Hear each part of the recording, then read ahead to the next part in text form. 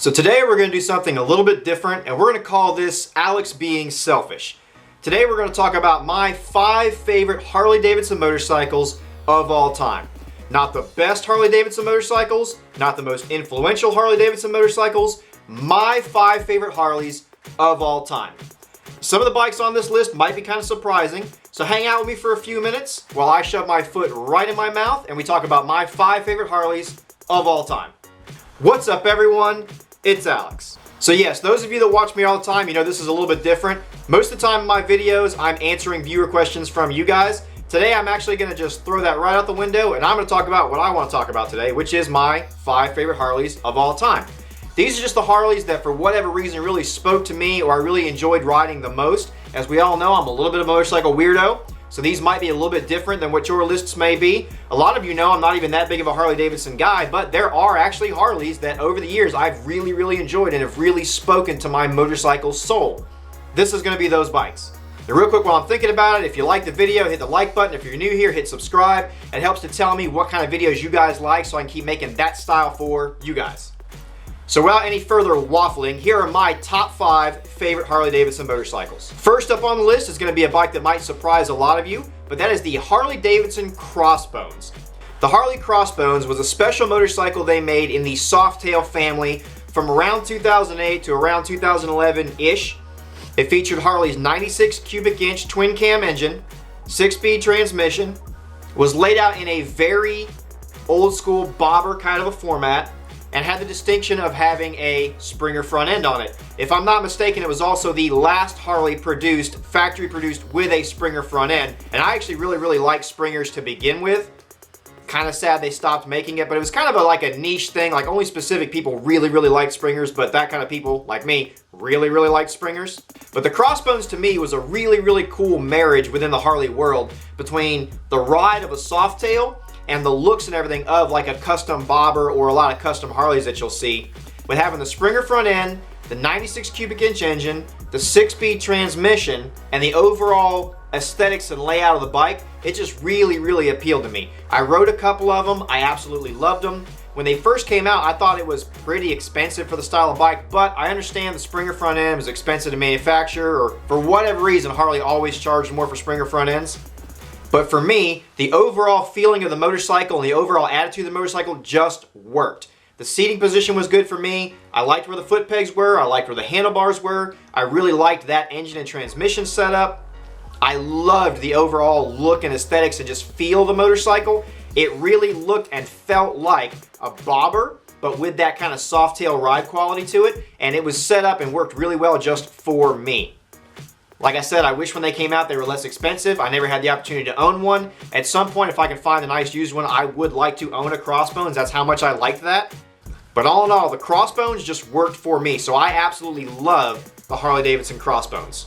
So next up on the list, and probably much less surprising to most of you, is going to be the XR1200. So what do you get when you take the legendary XR750 flat tracker, you put a Sportster engine on it, you do some tweaking to increase the performance of the Sportster engine, and you make it actually handle really well to appeal to a younger audience and a whole different market. You get the XR1200. Produced and available, at least in the US anyway, from about 2008 to 2012. They say 2013, but I never saw one past 2012. Call it 08 to 2012 for the sake of argument. The XR1200 basically was an attempt by Harley-Davidson to first off harken back to the legendary XR750 of the past with its racing lineage, and then also try to appeal to younger riders and also appeal to European riders for once by taking a Sportster engine, squeezing more performance out of it, throwing it into a flat tracker or street tracker type of a frame and setup, and throwing it out there. This thing was a really awesome, really nicely handling Harley-Davidson motorcycle. It featured a lot of awesome classic flat tracker style with the durable Sportster engine, more performance than a Sportster, better handling than a Sportster, and a lot of modern features that made it just a really well-rounded, awesome package. Especially for a guy like me that really liked the Harley-Davidson era of Buell motorcycles, especially the XB series of motorcycles.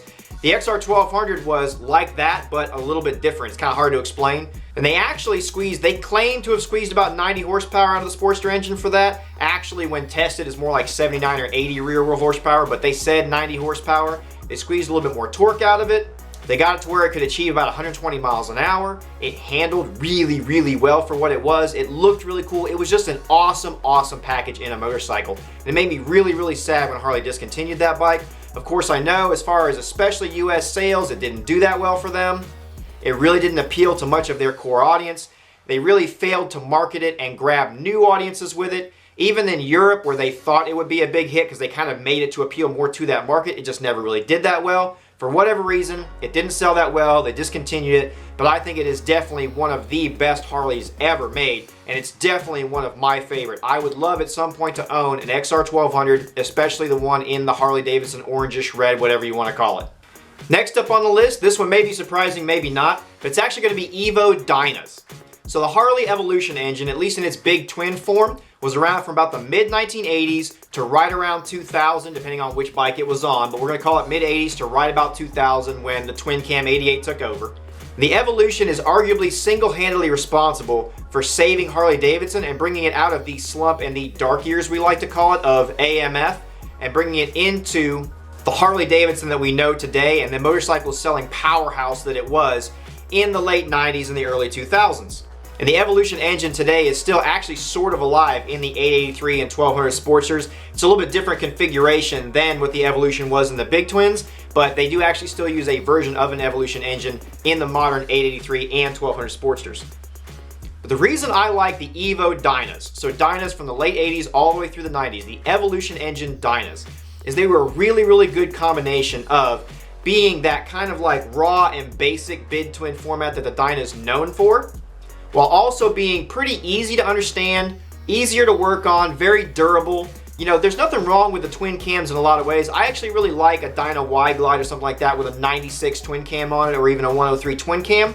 But there was something about the Evolution engine that was just very durable, very easy for people to understand and work on, and just ended up being a really, really good, solid package, especially I think in the Dynas. You know, if you want that really well-rounded, basic Harley-Davidson that's not super fancy, very customizable, very durable, very easy to work on yourself, very easy to find parts for, the Evolution is a really, really good choice for that. And there's a reason that a lot of hardcore Harley fans have actually gone back to wanting Evo bikes. For whatever reason, the twin cam just never really appealed to some of the really hardcore, especially the Harley custom guys. I know so many Harley custom guys that only want Evo engines, or, you know, they might mess with a pan head or something like that, or a shovel head, but really the Evo has re-garnered that cult following among hardcore Harley fans, and it's for a really, really good reason. So I think Evo Dynas, even though they were a 5-speed stock, whereas on the 96 and above twin cams you got a 6-speed, there are conversion kits out there to convert an Evo over to a 6-speed, but even an Evo with a 5-speed on it, I think an Evo Dyna is just a very, very well-balanced package of motorcycle for that Harley-Davidson flavor. It's not as soft and nice riding as a Softail or something from the touring line or something like that. It is a little bit more raw, visceral of a motorcycle, but I think it handles a little bit better than most of the Softails did, especially from that time. And I just think all around it is a really, really cool package, and I really, really, really like Evo Engine Dynas. And we're not going to talk about the horsepower because the stock horsepower on an Evo Dyna was not impressive at all, and you can squeeze a lot more horsepower out of it, but that's a whole different can of worms. Next up on the list is a bike that might surprise my viewers, but is not going to surprise the majority of Harley riders because it's one of the most popular Harley-Davidsons ever made, and that's going to be a 103 engined Street Glide. Yes, I was trying to pick a Harley from each Harley family and each Harley category so I could have a good spread for this, and my favorite Harley-Davidson touring motorcycle is the Street Glide, specifically Street Glides with a 103 cubic inch engine on them. I think that the 103, the 96 was pretty good, but I think in the touring bikes especially, the 103 cubic inch engine was probably the best sweet spot I have seen for the twin cam engines in Harley-Davidson. I know that they've made bigger engines since then, they've made different stuff, improvements, etc., but I actually like the 103 better than the modern incarnations of the Street Glide. I'm sure a lot of Harley people out there are going to immediately start arguing with me, tell me I'm wrong, tell me why the new bikes are that much better. that is what the comment section is for. So if you like the newer Street Glides better, or you have a reason why you like a different Street Glide or a different Harley-Davidson touring bike better, please put them in the comments so we can have a discussion about it. I love hearing your opinions on this kind of stuff. Tell me what Harley-Davidson touring bike you like better than a 103, and tell me why. But for me, the 103 was the pinnacle of the Street Glide and the pinnacle of Harley-Davidson touring motorcycles. It was plenty of power for what the Street Glide and what Harley touring bikes are made to do.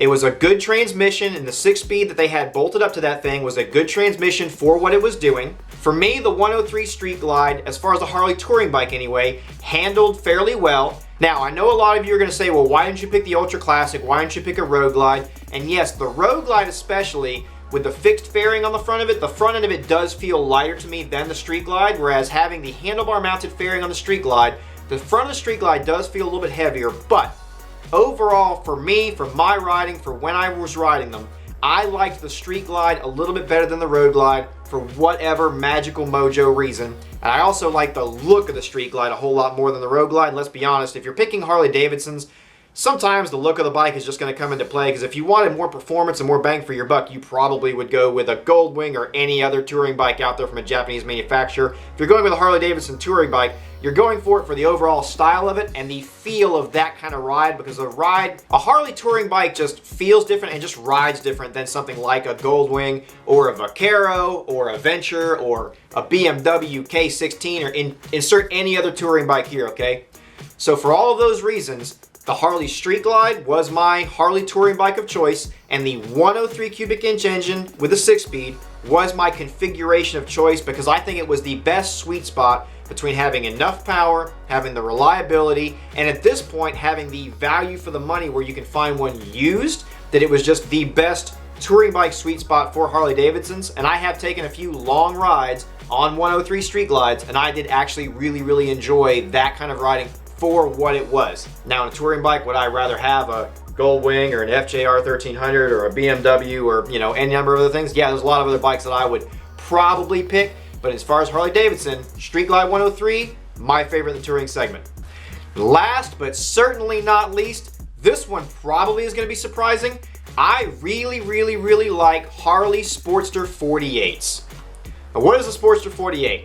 The Sportster 48 is a Harley-Davidson Sportster 1200 series motorcycle that was specifically manufactured to have the look and the feel of a 1948 type of a motorcycle. They took the back seat off the thing, they put a tiny little thin pan style seat on it, they put lower bars on it, they put a different tank on the thing. It's got like a kind of like a peanutty style tank on it.